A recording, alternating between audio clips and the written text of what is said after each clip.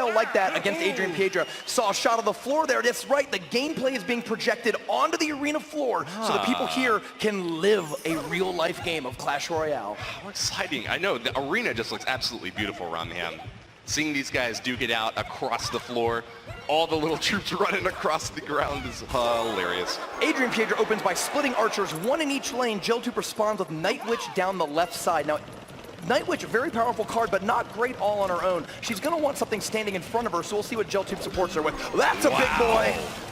Huge Mega Knight lands on the left side. He can get a lot of damage right when he lands off there, but it seems that this time he was just there to protect this Night Witch. A little bit fragile in the back, but she can dish out a lot of damage with her bats that she's able to spawn. She's getting awfully close to the left side tower. Can the Mega Knight get the jump? No. Oh, but the miner does come down to buy a little bit of time and take out an archer in the meantime. Now, if this is your first time seeing Inferno Tower, very tough building deal. A lot of health, lasts for 40 seconds in its entire lifetime. And while it starts off doing very little damage, it quickly ramps up to doing thousands of damage per second. No tank, not even a Mega Knight, can get through an Inferno Tower without some help. The hashtag Pelon Army from Adrian Piedra holding on strong with defense. No damage whatsoever on either of his towers. He rolls a log in, and I'm willing to predict early on, I think that we might see an Expo coming out of it. Fair enough, that's right. It does look like a deck that could be like that. Now, you mentioned Pelon Army. Adrian Piedra made a promise that if he wins the World Championship, he's going to shave his head and be my twin. He's going to join me in baldness. So that's, his fans have been related. Oh, we got a graveyard coming in here about Adrian Piedra, a fast cycling graveyard deck. Mega Knight lands for Geltube, trying to get in the middle of those skeletons, keeping them off the tower. Mega Knight does splash damage to all the ground troops in the surrounding area. Kind of unfortunate for Geltube that archer locked on. She actually got quite a bit of damage off.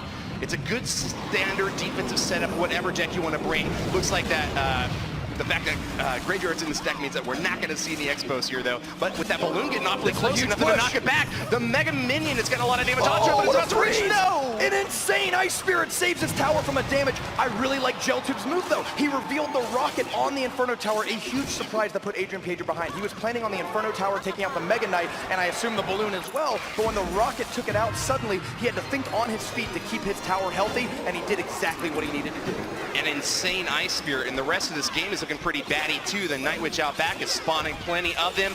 Those big pushes out front, though, from Geltube, but failed to connect so far. He really needs to leverage double elixir time to turn this game around. Otherwise, Adrian Piedra is just going to be able to crush him. I think Geltube panicked a little bit there too. He zapped just like 2 skeletons at the very end, and that is 2 elixir that he really needed on this counterattack to get through the Inferno Tower. Inferno Tower does pull that balloon in, but it's looking awfully dangerous as Adrian Piedra finally takes it down. Suffering a little bit of damage from the miner there, but he's holding on strong. He might even be able to pull this off with just Spell Cycle. At this point, only 604 hit points left on Geltube's tower. He could do 3 poisons or some combination of graveyard, log, and poison spells as well, but the most important thing is you cannot let that balloon get onto your tower. 2 balloon drops might be enough to finish this game off for Geltube because he's got that big old rocket to follow it up with. Adrian has really been leaning on this Inferno Tower, and it's working to great effect for him here. He sends in the graveyard poison. This could be the end of the game right here on him. Skeleton spread spawn. He's waving it off. He takes it. Adrian Piedra waves his hands left and right, stoic as ever, sticking his tongue out, taking the... When you know the time is right. You saw Adrian Piedra looking very calm as he hops into the second battle of the second match up against Geltube. Now we'll see if they stick on the same. No, Adrian Piedra's switching. Now this is a deck, very fun deck to both watch, cast, and play. It is called Spell Bait. Now here's what we're looking for. We have Goblin Barrel, we have Princess, and we have Goblin Gang. 3 cards, all 3 cost. Very vulnerable to light spells, but super powerful on their own. Adrian Piedra is going to try to bait a small spell out of his opponent's hand and then go all in with cards like Goblin Barrel, Goblin Gang, and Princess to punish on the tower. Meanwhile, Geltube is playing, looks like a Miner Poison combo deck, although we have 3 more cards to be revealed.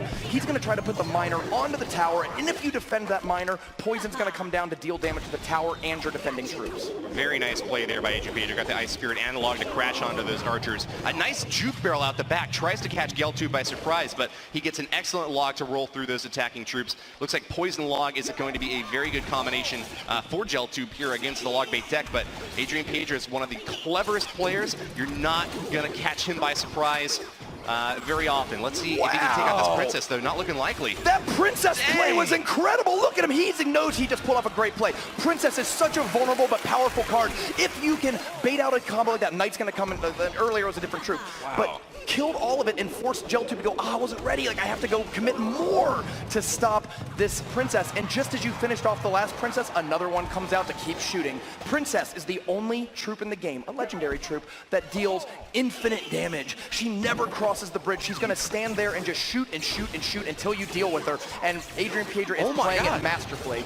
Another massive strike from Adrian out the left lane. I'd say that he's on fire, but I think it's the left side tower that is the one on fire. In fact, a huge streak from Adrian as he tears into the left lane down to 719. There's also a very good chance that he's got Rocket in this deck, a popular card for finishing off towers that deals 493 damage. So Adrian Piedra is almost within striking range already.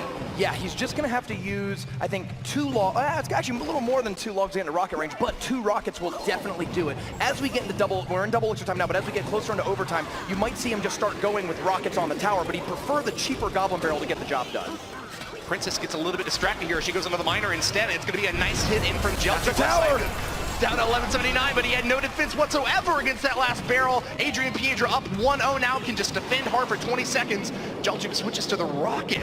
He gets reliable damage, but it's not enough. Yeah, he'd have to log twice and then rocket again in order to take this out. I don't think he's got it in him. Only 10 seconds left. Adrian Piedra is going to complete a 2-0 sweep, eliminating Geltube from the Republic of Korea and moving on to the quarterfinal round. The Pelon Army, Mexican player Adrian Piedra on Team Queso, winner of the Latin American Crown Championship Regional Fall Finals, is your quarterfinalist in the World Finals. Woo! And he has a